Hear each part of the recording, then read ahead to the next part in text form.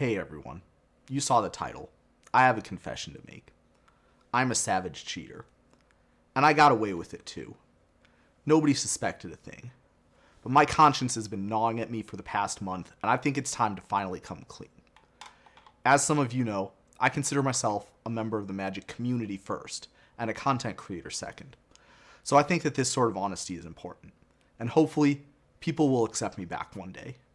Here's what happened. About a month ago, I was playing in an extremely serious game of Judge Tower at the request of my patrons. Things weren't looking so good. And then I played a Soulfire Eruption. This is what happened. Then I am going to cast a Soulfire Eruption. Okay? Great.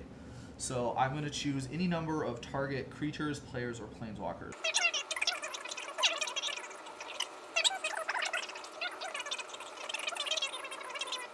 Okay, so I'm just gonna go through like in a circle here. Okay. Until the end of your. Ooh.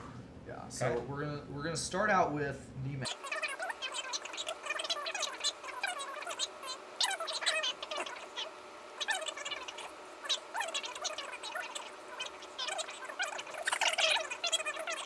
We are up to Mikey's 4/3, so it will be taking 6 damage. It is So that certainly gone. That is a death.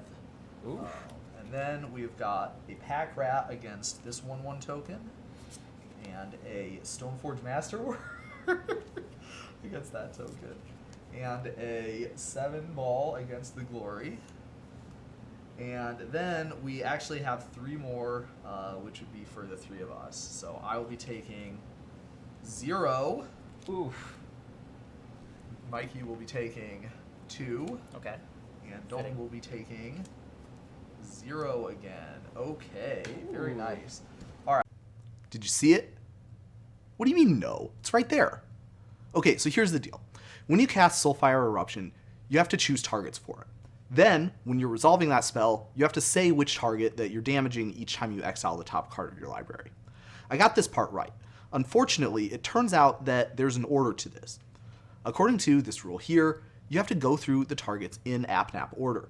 So to legally resolve this spell, I would have had to target myself and the creatures I control first, then Dalton and the creatures he controls second, and finally Mikey and his creatures third.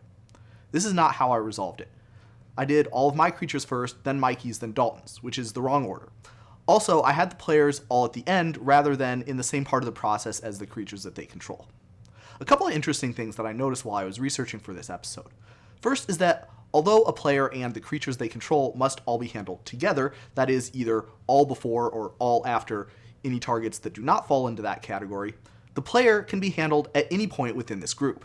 So that means, for example, I could damage myself first, and then all of my creatures, and then some of Dalton's creatures, then Dalton, and then the rest of Dalton's creatures, and then all of Mikey's creatures, and finally Mikey himself. Another kind of interesting fact is that you don't have to say up front what the whole order is. Rather, you say which target you're damaging and then exile for that target. Then you repeat this process until there are no targets left. Which means that if you're really good at card counting, you could maybe, I guess, manipulate the order that you damage the targets in to have the best chances of dealing the most damage to the targets you cared about. Honestly, this was super interesting to me because I did not realize this at all until I saw it in a card ruling for Soulfire Eruption while I was getting the image for it. Based on the fact that there were tons of comments about the other stuff in that video that we didn't catch, but not a single comment in the first month about this one, I guess I'm not the only one who learned this for the first time very recently. Now I have to carry the badge of dishonor as a cheater in shame for the rest of... Oh yeah, that's right. It's not cheating unless you actually know that it's against the rules. As a judge, it does kind of irk me when the Magic community uses cheated interchangeably with did something against the rules.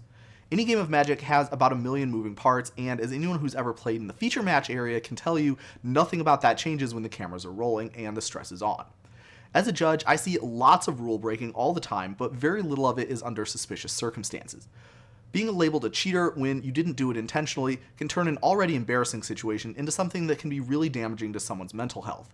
So please, let's not apply this label to everyone who handles the targets in the wrong order during a game of Judge Tower. But that's all I have for you today. Had you heard of this one before? Join me again next time for another daily ruling, but until then, I hope you have a great day.